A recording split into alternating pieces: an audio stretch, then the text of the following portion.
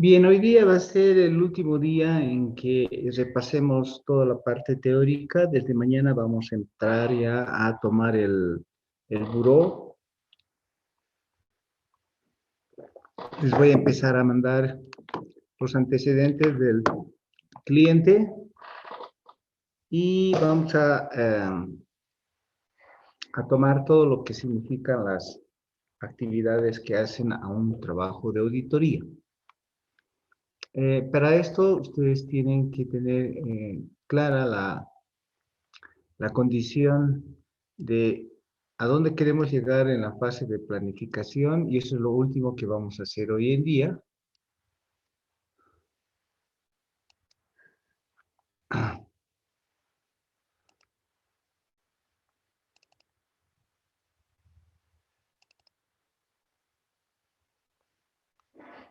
Y que tiene que ver con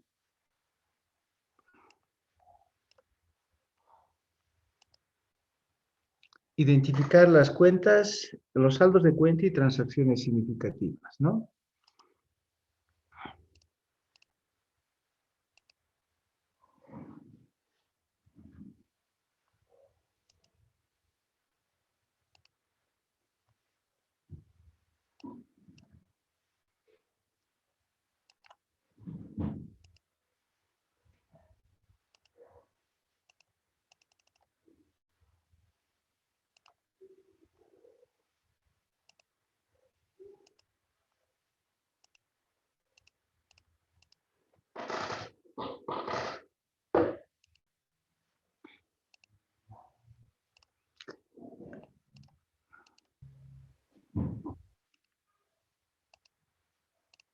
Bien, entonces vamos a entrar al tema de identificación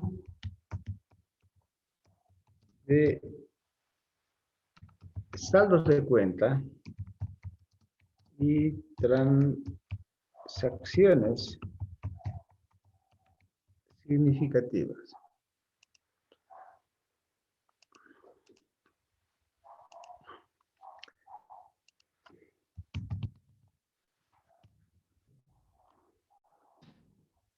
Todo esto basado siempre en la guía. Voy a compilar parte de la guía 1.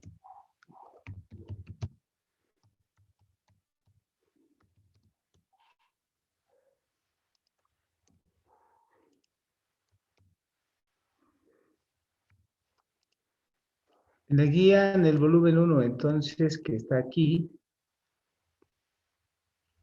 nos van a pedir que calculemos, a ver, ordenaremos primero esto.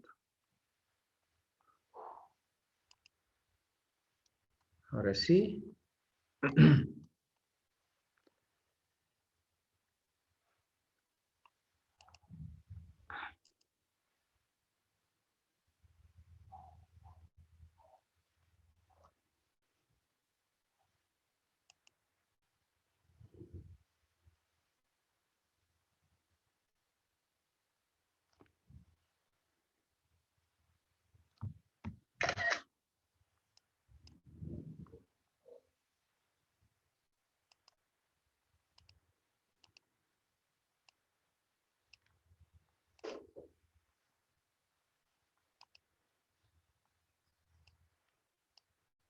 ¿Dónde está nuestra toma? No la veo. Un segundito, hay que ordenar esto.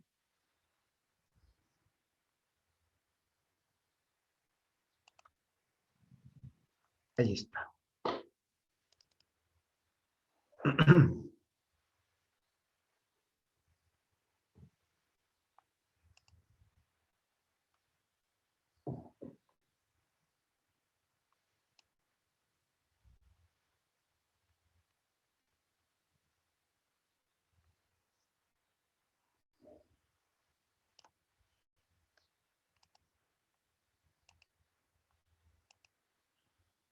Entonces, para el entendimiento y lectura de parte de ustedes, estamos hablando de estos temas. Entonces, la guía 1 lo que va a establecer es en el proceso de lo de la auditoría en sí, basada en riesgos, en el entendimiento claro de lo que es control interno, que lo vamos.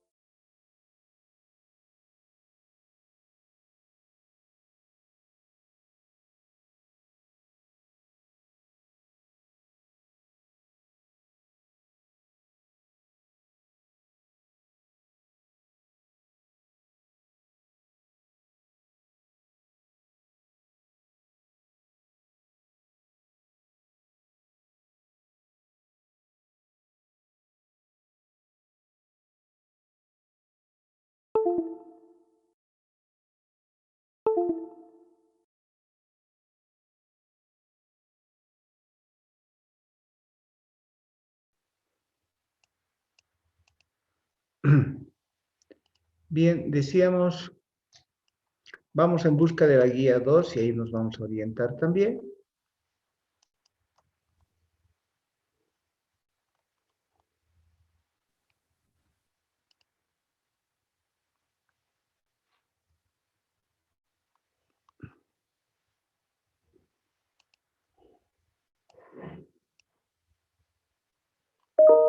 Ahí está el volumen 2.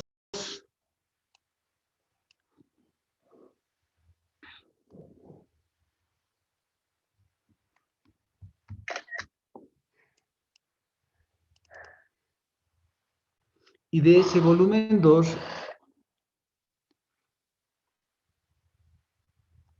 nos interesa ahora considerar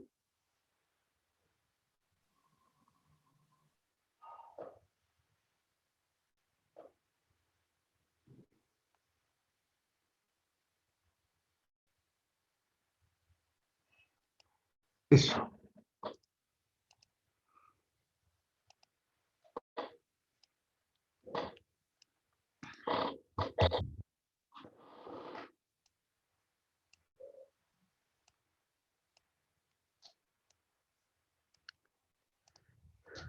Entonces, para llegar a determinar un plan de auditoría y determinar el enfoque de auditoría, que es el riesgo combinado, entonces hay que saber qué tipos de pruebas hay que realizar y eso se llaman las respuestas al riesgo.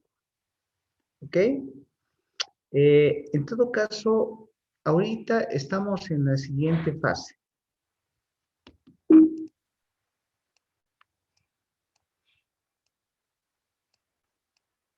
Bien, lo voy a marcar a dónde estoy queriendo llegar y es a considerar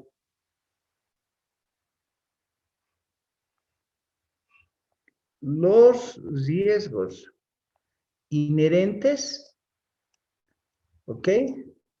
Evaluar los riesgos inherentes y de ahí solamente seleccionar los riesgos que son significativos, ¿ok? Esos tres. Ustedes tienen claramente que identificar los riesgos inherentes, después evaluar los riesgos inherentes y en función de eso solamente concluir con los riesgos que son significativos, ¿no? En concomitancia a la guía 1, que la guía nos dice, entonces lo que usted está queriendo hacer es seguir procedimientos de valoración de riesgos y responder a los riesgos valorados. Pero la guía 1 está simplemente dice, este es el procedimiento. En cambio, la guía 2 les va a decir, en la práctica, así se identifican los riesgos inherentes, así se definen el valor de los riesgos inherentes y en función de eso solamente usted concluya en aquellos riesgos que son riesgos significativos, ¿ok? No sé si ahí tienen alguna pregunta. Jóvenes, pregunten, porque esa es la lógica que vamos a seguir ya de forma práctica enseguida. Bien. Una pregunta, licenciado.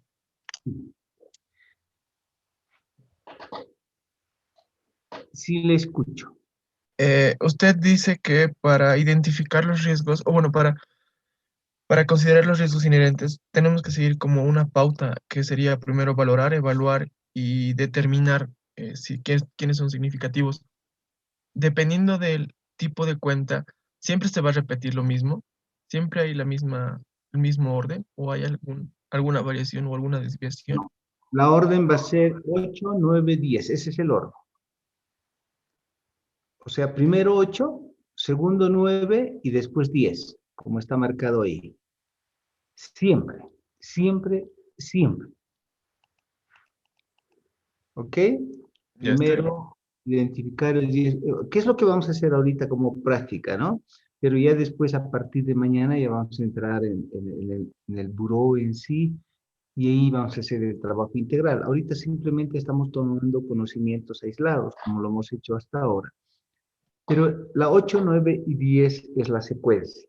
Identifique los riesgos inherentes, luego evalúe los riesgos inherentes y de ahí solo seleccione aquellos riesgos que son significativos, ¿no? A los que se va a dar mayor énfasis por el riesgo, obviamente. Más preguntas, jóvenes.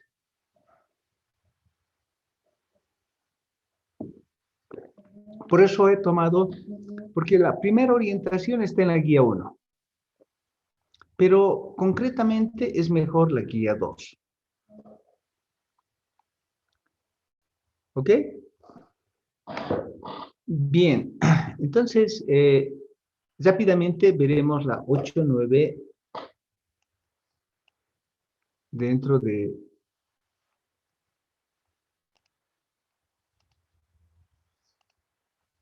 este trabajo que queremos realizar. Entonces veámoslo, la 8. Solo como algo que ustedes ya han leído, pero que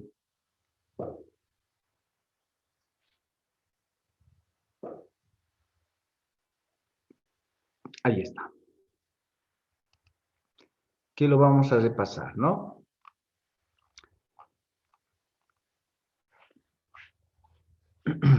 Cuando estábamos viendo el proceso de auditoría, obviamente habíamos definido el riesgo inherente, que es la posibilidad de eh,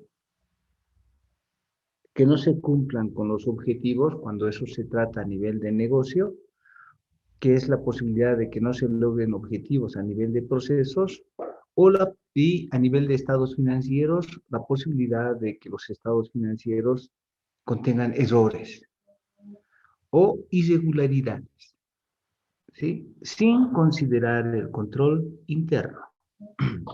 ¿Dónde está este procedimiento? ¿Sí? Si estamos hablando de fraude, o sea, de posibilidad de irregularidad, está en la 240. Y si estamos hablando de, en general, de tratar de buscar aquellos riesgos que son riesgos de incorrección material, está en la 315. Son las normas que dominan esta condición. Y en la 200, cuando definamos el proceso de auditoría, entonces ahí está la definición de qué es riesgo inherente. Y una característica es, aquí no hay que considerar el control interno, simplemente hay que tomar por su naturaleza el riesgo. El claro ejemplo es pensar que no hay ningún control, eso es, si no hubiera ningún control, ¿qué podría pasar con el efectivo? ¿Sí? Eh, entonces, um, ejemplo en la condición, es, claro, pareciera que ser un absurdo en lo que es el efectivo, porque siempre uno ya tiene la susceptibilidad de que alguien pueda robarse el dinero en efectivo. Pero supongan ustedes como que no hay controles. tienen 100.000 bolivianos y lo dejan en la mesa, en el escritorio o donde sea, porque tienen tal grado de confianza, pero la pregunta es, si ustedes dejan 100.000, 1.000.000 de bolivianos sobre una mesa, en algún lugar abierto, sin controles, ¿qué pasaría? Es la pregunta. A ver, lo dejan una semana y vuelven a la siguiente semana. ¿Quedará los 1.000.000 de bolivianos ahí sobre la mesa, por decir, en el pasillo del banco, en un banco? Lo más probable es que no haya el dinero, ¿no? Estamos hablando de la aseveración de existencia. Se vería muy dañada la aseveración de existencia porque es lógico pensar que por su naturaleza el dinero es de alto riesgo inherente en cuanto a la aseveración de existencia. ¿De acuerdo? O en inventarios, por decir. Si ustedes producen leche en inventarios, ¿ustedes creen que como inventario la leche la puedan dejar a la intemperie? Y seguramente algo le va a pasar después de una semana a la leche. Entonces hay una probabilidad alta de que la leche se dañe porque el riesgo inherente por su naturaleza de la leche, ¿no es cierto? Es un producto que se daña fácilmente. O el pan, o la carne, que no es lo mismo tener, por ejemplo, fierro. Si ustedes venden en una ferretería fierro, si todo lo que significa ese tipo de material de construcción, ladrillos, hierro, qué sé yo, lo pueden dejar a la intemperie y hay riesgo de que se dañe, hay riesgo de existencia y la respuesta va a ser, el riesgo existe, pero daño va a ser bajo. El riesgo va a ser bajo. ¿Por qué? Por la naturaleza. ¿Sí? Si ustedes tuviesen, por decir, hay una teoría en materia de transporte, ¿sí? Um, ¿Por qué Bolivia, por ejemplo, tiene en materia de transporte, no tiene mucho transporte en ferrocarriles? Antes, el mejor transporte de ferrocarriles era desde la estación central que teníamos, que ahora está abandonada y ahí está parte del teleférico, pero eso tenía mucha actividad antiguamente, ¿no? Yo recuerdo que corríamos y teníamos que hacer mucha cola para comprar un boleto para subir al tren y que nos lleve hasta Oruro, ¿ok? Entonces íbamos y, bueno, finalmente comprábamos y el tren de pasajeros tardaba hasta Oruro, por decir algo así como 8 a 10 horas en llegar hasta Oruro, porque primero iba lentamente desde la ciudad de La Paz, pasando por Viacha, y lentamente llegaba hasta Oruro en 8 a 10 horas. ¿Está bien? Entonces, en estos tiempos ya no hay el transporte hacia Oruro mediante ferrocarril, porque obviamente los buses llegan en 3 horas. Si uno toma un auto veloz, llega hasta en hora y media o 2 horas, ¿ok? Rápidamente hasta Oruro. Entonces, ¿quién se le va a ocurrir ir en tren hasta Oruro? En realidad, por su naturaleza, ¿no? Uno podía llegar tarde y ese es el riesgo inherente. Pero, pero, pero, ¿y qué pasa con el transporte de carga? ¿No? Si bien es cierto, los pasajeros se molestarían en llegar en 10 horas hasta Oruro, ¿y la carga de, por decir, minerales que se transporta y se saca del país, yendo hasta Chile? El minerales son rocas envueltas en realidad, que van en bruto. La carga no se queja, Puede estar tardando, llegando a Oruro una semana, 2 semanas, de Oruro a Chile 2 meses. La carga no se queja y está a la intemperie. Por lo tanto, no hay un riesgo inherente de transportar carga. Sí hay un alto riesgo inherente de transportar pasajeros, que es diferente. ¿Por qué? Por la naturaleza. ¿De acuerdo? Entonces, y así uno puede pensar en el activo fijo, por decir, ¿qué riesgo inherente hay en cuanto a la existencia de terrenos? ¿No? Los terrenos. Cuando uno hace una auditoría y tiene que pensar en la existencia de terrenos o edificios, ni los terrenos ni los edificios se mueven. Entonces, el riesgo inherente de que un terreno o un edificio exista es bajo. ¿Ok? El riesgo inherente es bajo. Así se toma en cuenta. Ahora ya les decía, el riesgo inherente de dejar a la intemperie efectivo es pues un riesgo alto. El riesgo de inventario suele ser un riesgo alto según la naturaleza y el tipo del inventario. No todos los inventarios tienen el mismo riesgo. El riesgo de prestar dinero. Que venga una persona a mi empresa y entre diga, quiero al crédito, qué sé yo, a ver, 2 televisores. Venga, pase, aquí está, tan fácil como eso. No lo es, ¿de acuerdo? Porque el riesgo inherente de incobrabilidad es alto. Ahora, después, mucho después, ¿qué tengo que hacer? Ponerle controles, claro. Tengo que hacer evaluaciones del cliente, etcétera, pero eso es control y eso tiene su propio riesgo, ¿ok? Entonces, es clave el hecho de que ustedes entiendan que esto que es el riesgo inherente, ¿sí? Es de la susceptibilidad de que una aseveración, en ese caso la aseveración de existencia, evaluación, etcétera, sobre una transacción o saldo de cuenta, ahora estamos hablando específicamente, o transacción o saldo de cuenta, transacción de ingresos, por ejemplo, transacción de gastos, por ejemplo, ¿sí? Tenga una representación errónea. Los gastos, por ejemplo, ¿no? ¿No será que hay hasta fraude en los gastos? ¿Por qué muchas personas quisieran ser parte de las compras?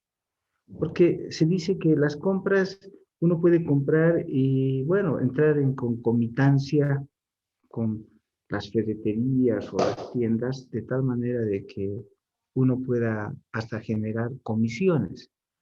O comprar algo en 100,000 y después declarar que eso es 1,000,000. Por su naturaleza, esos gastos tienen alto riesgo inherente, ¿ok? Al problema de integridad, a la aseveración de evaluación. Entonces, los estados financieros tendrían una representación errónea. Eso es el riesgo inherente, ¿de acuerdo? En los saldos de cuenta ya les dije, lo mismo puede suceder con los pasivos, que hayan pasivos que no estén registrados y todo eso. Y que puedan ser de importancia relativa. Aquí está el hecho de que los riesgos pueden ser significativos, ya sea en forma individual o en agregado. Eso quiere decir que podían ocurrir un riesgo, pero se suma otro y hace un gran riesgo, ¿de acuerdo? Con otras representaciones erróneas. O sea, por decirles eh, eh, que se hubieran no registrado intereses. Bueno, son 100,000 bolivianos que no se registraron. Parece ser no tan significativo para la empresa. Pero si después de eso uno se encuentra y no solamente son los intereses que no habían registrado, sino también las depreciaciones por 2 millones y así, y al final termina siendo no registrado de gastos, algo así como 10 millones, eso ya es significativo. Es la suma o es individual o es el agregado. ¿Ok? Ahora, ya les digo, en esta primera fase, el riesgo inherente hay que taparse los ojos y no hay que considerar el control. No hay que considerar el control interno. O sea, el riesgo inherente se toma sin considerar el control interno. Entonces, ¿se podrá perder el dinero? Sí, se puede perder. Claro, el dinero es pues algo de alto riesgo, ¿no? Si tenemos inventario de terrenos, el riesgo es bajo. Pero si tenemos inventario de oro, el riesgo es alto. ¿Se dan cuenta, no? Si tenemos inventarios de carne, el riesgo es alto. Y así, si tenemos inventarios de fierro, como les decía, el riesgo es bajo. Y podemos considerar, todo eso depende de la aseveración. Si estamos viendo el problema de evaluación, si estamos viendo la aseveración de existencia, los derechos o obligaciones, todo depende, varía. Eso es.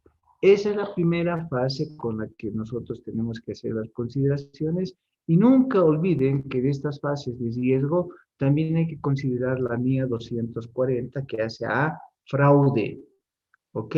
A riesgo de fraude. Y como les decía, por ejemplo, en gastos puede haber mucho fraude. En ingresos, el fraude puede ser alto también. Entonces, esos, por ejemplo, los gastos, cierto tipo de gastos y cierto tipo de ingresos son de alto riesgo porque además son riesgos significativos porque tienen un componente de fraude. Ok, la 240 entonces es muy importante. Bien, a eso se refiere esta primera parte de identificar los riesgos inherentes, ya sea por incorrección o por error o por fraude. Bien, entonces, la pregunta que hay que hacerse es, ¿qué podría salir mal? Y que termine después, obviamente, en un error en los estados financieros. Y uno tiene que concentrarse en las cuentas. En todas las cuentas, no. Ya antes habíamos definido que existe un concepto de materialidad para identificar primero las transacciones y cuentas más significativas y dentro de esas transacciones y cuentas más significativas tratar de identificar qué podría salir mal en esas cuentas y transacciones que son significativas. Entonces, ¿qué tienen que hacer? De principio es una lista demasiado burda de, de riesgos. En todo, no, en esas cuentas y transacciones que son significativas. Entonces hacen simplemente una lista, ¿no? En inventario, en existencia habrá tal problema, en evaluación esto también, y así una lista. Y después de eso uno tiene que recién hacer una consideración o catalogar o una evaluación de esos riesgos que no todos esos riesgos son significativos en cuanto a las aseveraciones.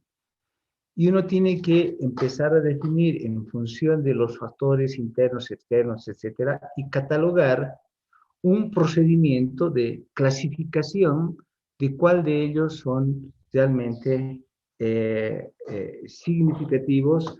En este caso, la sugerencia que tiene la guía es que se clasifique de 1 a 5. ¿Ok? Preguntas hasta ahí.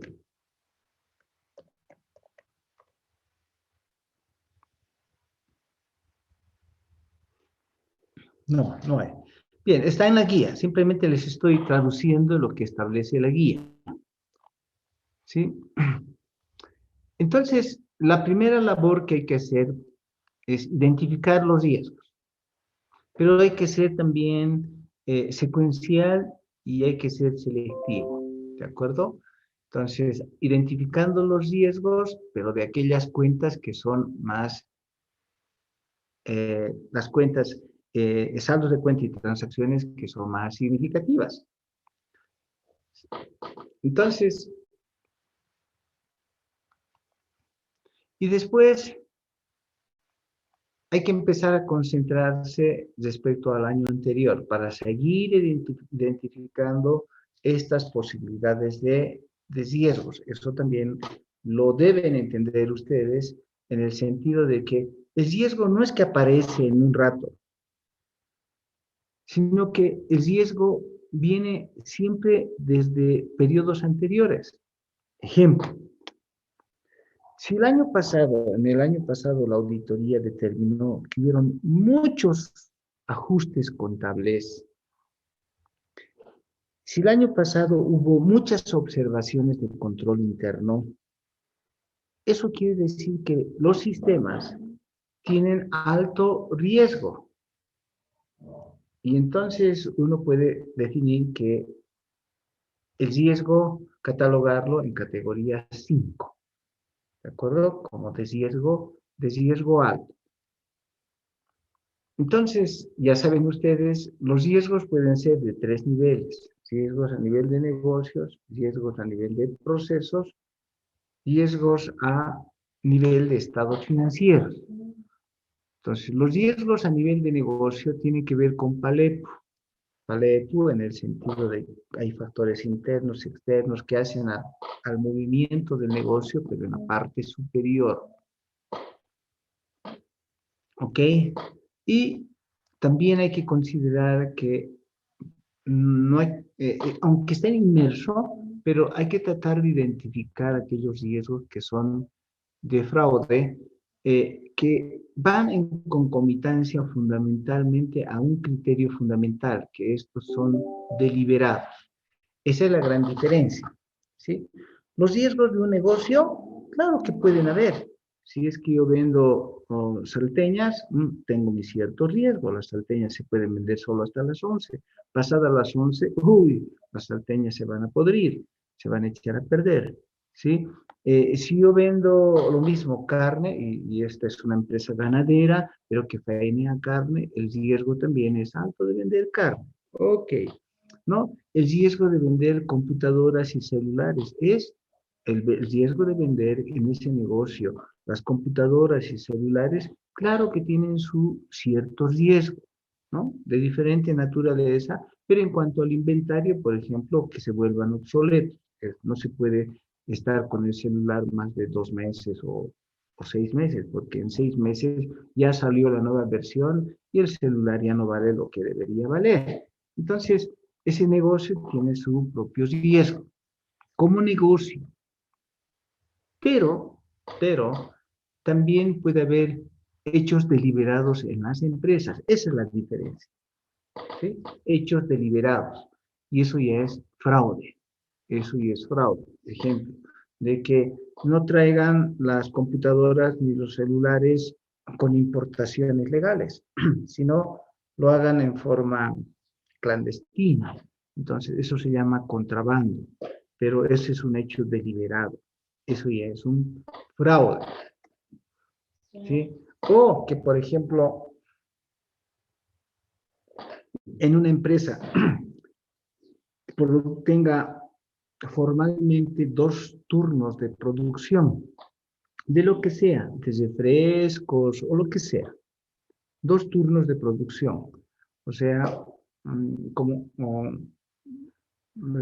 el día tiene 24 horas, 3 por 8, 24, podrían tener hasta 3 turnos, pero formalmente la empresa tiene 2 turnos. Bien, y declaran los 2 turnos, la producción, registran todo. Pero puede haber una acción deliberada, sí. De repente existe un tercer turno que trabaja toda la noche y ese turno no está registrado contablemente, no está reportado y eso va a llevar después a, obviamente, un fraude impositivo. Esa es una acción deliberada. Esa es la diferencia entre el riesgo de negocio y el riesgo de fraude. ¿Ok? Entonces, tanto el riesgo de negocio como el riesgo de fraude va a tener, pues, puede tener un efecto de error material en los estados financieros. A eso se trata, ¿no? Ya les he explicado, por ejemplo, un negocio puede tener un desarrollo de nuevo producto y hasta puede fracasar. El entorno del negocio, ¿sí? Todo depende de cómo resulten ser los clientes, cómo resulten los proveedores, cómo resulte la producción, cómo resulten los obreros. Eso puede hacer.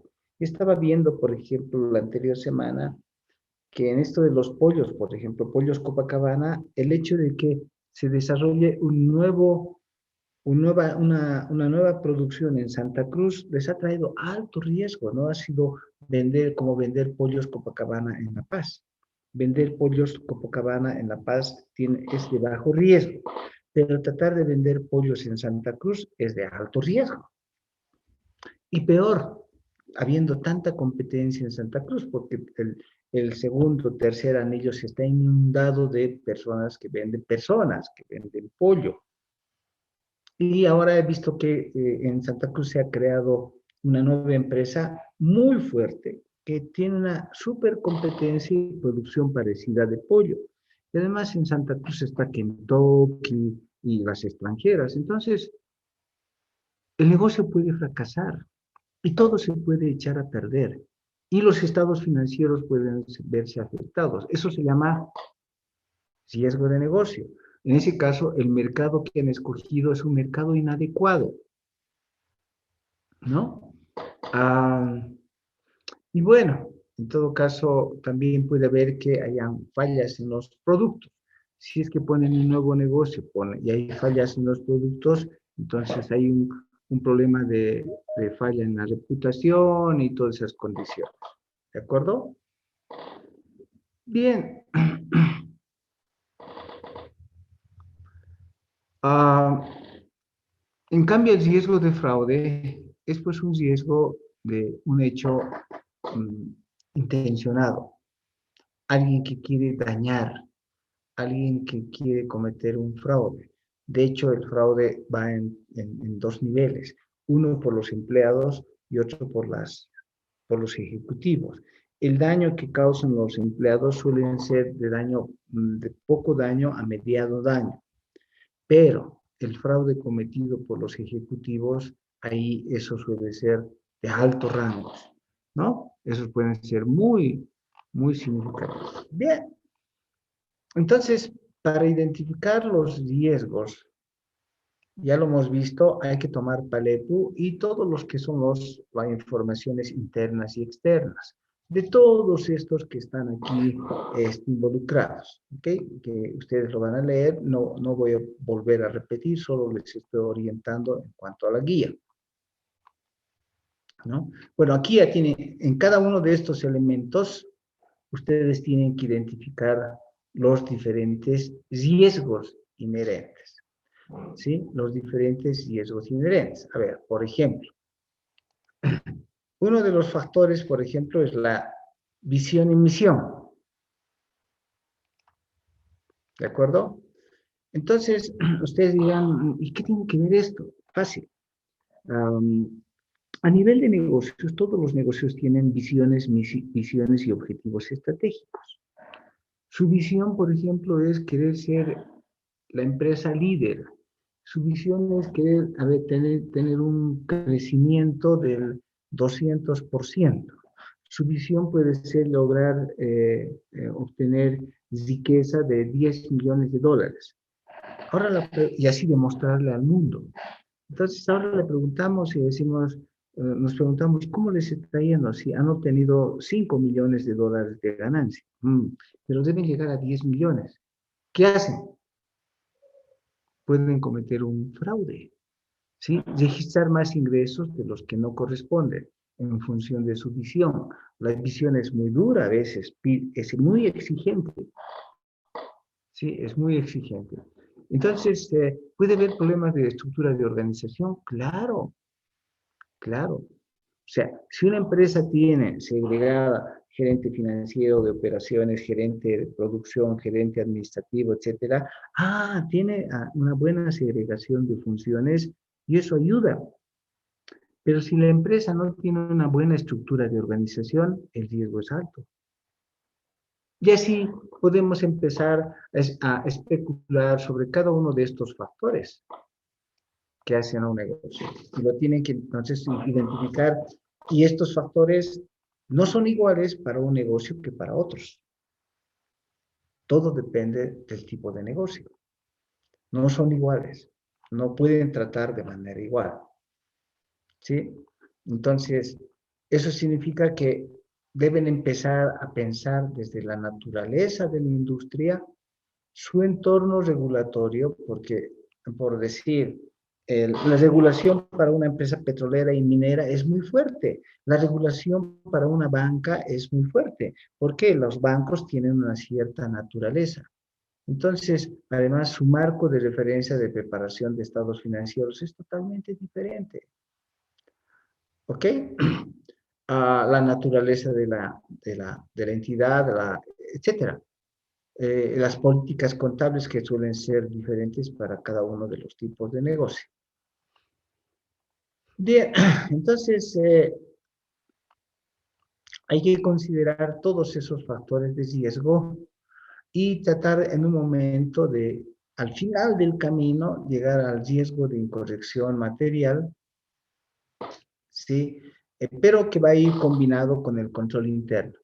Entonces, los factores de riesgo pueden ser lo que es la entidad en sí, cuáles son sus objetivos, todos esos factores externos que están allá afuera, clientes, proveedores, reguladores, etcétera, la naturaleza de la entidad que genera riesgos, los indicadores de desempeño de la entidad, o sea, si obtienen o no obtienen ganancia, traen o no riesgo, porque cuando no tienen ganancias, tratan de demostrar que sí tienen ganancias y hacen cualquier fraude. Entonces, las políticas contables también, que a veces no son las mejores políticas que adoptan, agarran y ponen la depreciación en línea recta y bueno, cuando en realidad la empresa esta necesita trabajar en función de horas de trabajo. Todo eso tiene un sentido fundamental. ¿Okay? Bien, y si es que el control interno también no es efectivo, entonces el riesgo aumenta. Aunque en primera instancia el riesgo inherente hay que tomar en cuenta sin considerar el control interno. Pues todos estos factores están aquí. Estos son los factores de riesgo. Ahí están, miren. Todos estos los ponen ustedes en una lista y simplemente, si es a nivel de negocio, toman la lista esta y lo ponen como papel de trabajo. Todo esto, a ver si es que puedo agarrar o si está como, a ver si puedo copiarlo en un papel de trabajo. Aquí, si puedo pasarlo a Excel o si está como imagen. Aquí tengo un Excel, a ver si puedo pasarlo. Pareciera ser que está como imagen. Ah, no.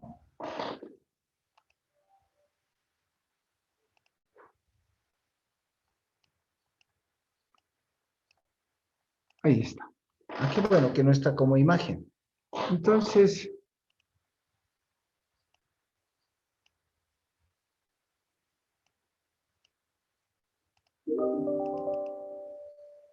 yo puedo hacer esa...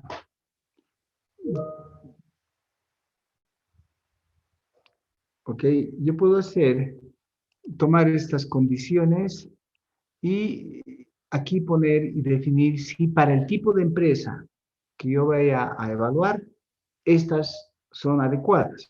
Quiero decir, si esto es, aquí le pongo, por ejemplo, un título, ¿no? Empresa minera Sol de Oro. Es una empresa que vende oro, que extrae y después exporta oro. Entonces, aquí ustedes tienen que ver si estos factores que tengo aquí, sí, para identificar el riesgo, le hace a este negocio, sí, no, no aplicable. Entonces dice, objetivos y estrategias inapropiados pueden ser, sí, por supuesto, le hace a este negocio. Las estrategias de negocio, claro que tienen que ver y pueden ser de riesgo. Nuevos productos o servicios de movimiento en línea. No, pues, si este solamente vende oro, entonces, ¿qué otra nueva línea puede tener de vender oro o no? Si este es de oro solamente, entonces no le afecta esto. Y así sucesivamente empezar a seleccionar cada uno de estos posibles riesgos que hacen a ese tipo de negocio. Y a estos también, y a estos, fíjense, con esto ya he empezado a crear los diferentes riesgos inherentes, pero no sé si esos riesgos que le atañen al negocio, después en la segunda fase van a ser de riesgos inherentes altos, moderados o bajos. Un ratito, por favor, me están convocando a una reunión. Perdón, un segundito.